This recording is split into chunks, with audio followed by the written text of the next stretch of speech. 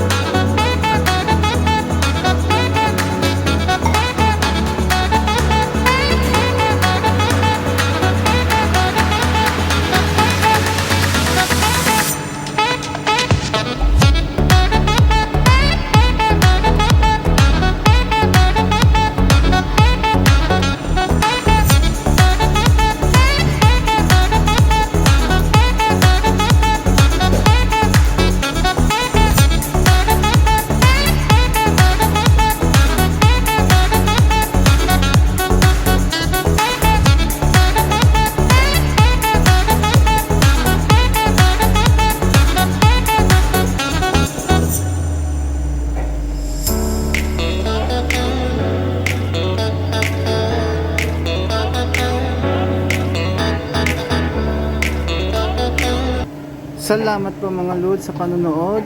Kita-kita na ulit tayo sa sunod kong video mga Lods. Bye! Ingat!